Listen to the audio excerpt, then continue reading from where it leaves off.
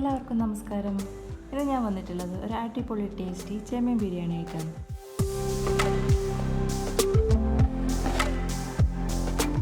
എൻ്റെ ഒരു രീതിയിൽ തയ്യാറാക്കിയ ബിരിയാണിയാണിത്. ആദ്യമായിട്ട് ബിരിയാണി ഉണ്ടാക്കുന്നവർക്കും ഒരു സിമ്പിളായിട്ട് എങ്ങനെ ബിരിയാണി ഉണ്ടാക്കാമെന്ന് നോക്കുന്നവർക്കും ഇത് വളരെ ഉപകാരപ്രദമായിരിക്കും.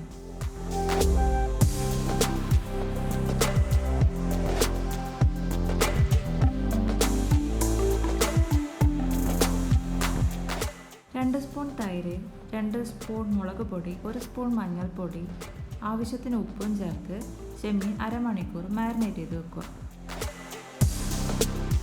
പിന്നെ ഉള്ളത് 1 കപ്പ് ജീരകശാല അരി വേവിക്കാനുള്ള spices, ginger garlic paste 2 spoon വേണം.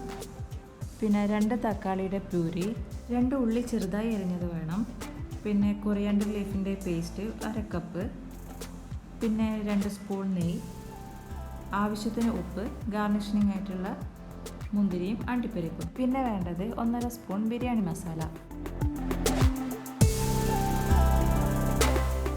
ഫസ്റ്റ് ബിരിയാണിക്കുള്ള ചോറ് ആവശ്യത്തിനുള്ള ഉപ്പൊക്കെ ഇട്ട് തയ്യാറാക്കി വെക്കണം.